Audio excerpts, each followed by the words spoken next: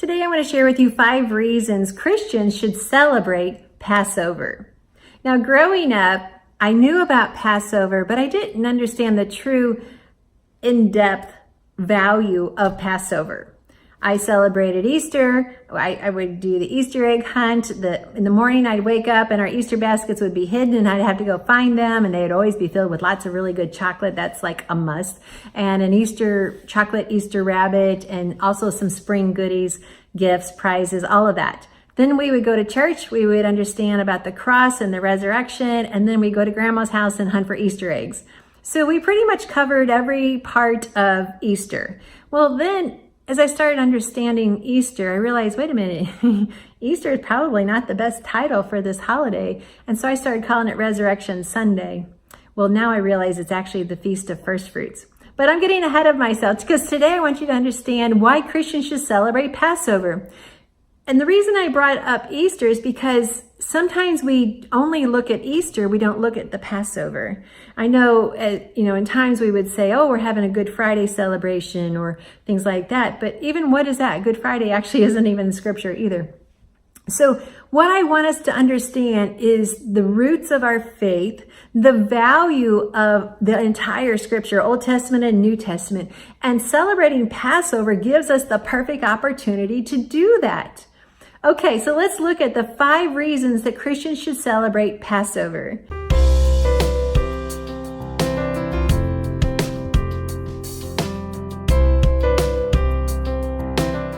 I'm Annette Reeder, the Biblical Nutritionist, and I'm on a mission to help you understand the physical, spiritual, nutritional benefits of God's Word so that you can live an amazing, healthy life. All right? Number 1, Jesus and his disciples celebrated Passover.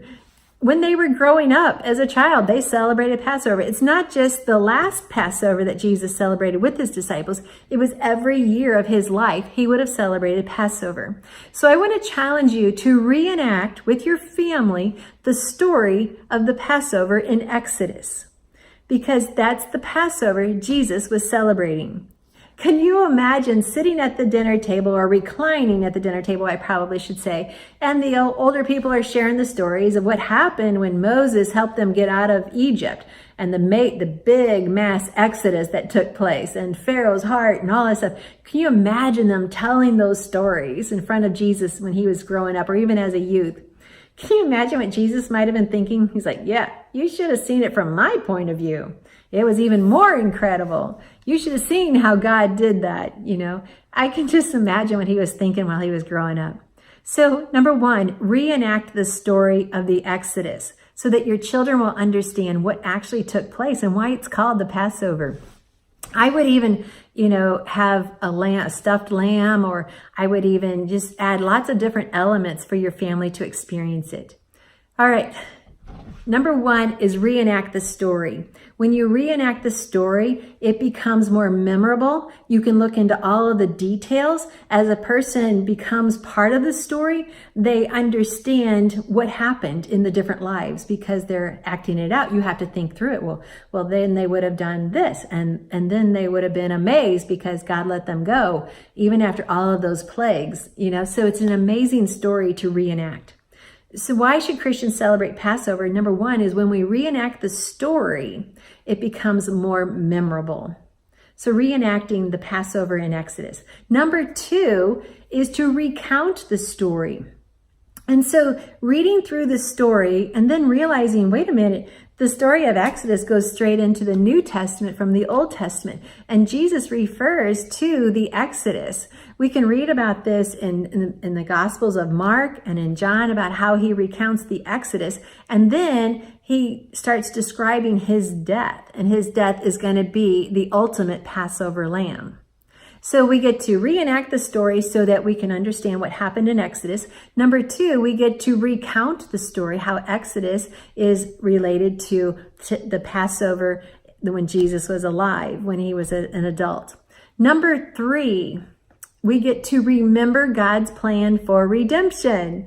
All right, so when we go through and we celebrate Passover, it helps us to remember that God delivered not just the people back in Egypt, but he used people in his day and time when Christ was the Passover lamb to remind us that the reason he's doing it is for redemption. And we need that redemption. You see, we don't celebrate it because we have to. We don't celebrate it because it's a legal thing that we must do to be saved. No, we celebrate it because it reminds us of God's redemption. It becomes, within our hearts and minds that Christ became that Passover lamb, that God used different people in the lives in Scripture to fulfill his plan. And God uses different people in our lives today to fulfill his plan. That's why we celebrate. Number 4, it actually helps us set a timeline for the 3 days and 3 nights. So when we understand when Passover is set up, now I would have the children go out and look, because Passover is set up by a full moon.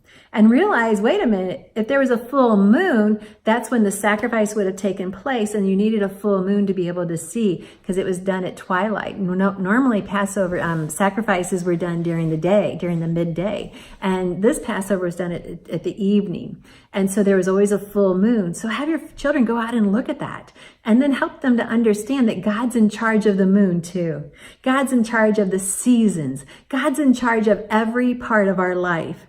And this Passover is a good reason to help them understand that and to see how God is in everything in our life. So I would also plot out for them understanding the 3 days and 3 nights, when Passover took place, and then when he would have arisen from the grave. And there's lots of different theories on that, but understand, when your children help to plot that out, it'll help them understand when Passover took place and when God wanted us to celebrate it. And then number 5 is to reflect. We do it to reflect on God's deliverance of sin.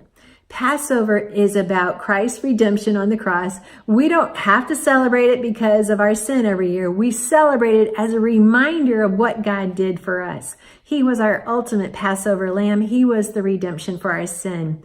And for the wages of sin is death, but the gift of God is eternal life through Jesus Christ our Lord. Christ was the gift of life to us. That's why it's in springtime. Springtime is about coming to life. And Christ was the way that we come to life. Otherwise, we're dead in our sins. The wages of sin is death. But the gift of God is eternal life through Jesus Christ our Lord. On the cross, Jesus paid the price for our sins. So celebrating Passover prior to your Easter or Resurrection Sunday celebration sets the groundwork for understanding who you are in Christ and why it took place in the first place. Christ had to come and redeem us from our sins. And just a side note, when children grow up to be young people and they go to college, when we celebrate Passover or Good Friday on Friday and Christ rose from the grave on Sunday morning, that's not 3 days and 3 nights. And so it's very easy for an anxious professor in college to start to sow seeds of doubt about a person's faith when he'll say, well, wait, Jesus wasn't in the grave 3 days and 3 nights. And the child thinks, well, Friday, Saturday, yeah, you're right. And then that's the seeds of doubt. When we teach our children to set up the timeline, we also teach them that Scripture is true. But here's the thing, no matter what your view is on the 3 days, 3 nights, no matter what your view is on the Passover, the good news is always the same. It never changes. Christ died for our sins according to the Scriptures, and he was buried and rose again on the 3rd day according to the Scriptures. And that we can take to the bank. We can take it all the way to heaven. And thank you for joining me. I'm Annette Reeder, the Biblical Nutritionist. I'm on mission to keep you on mission. Keep serving the Lord and keep celebrating his festivals, because they always remind us of who he is and what he came to do for us.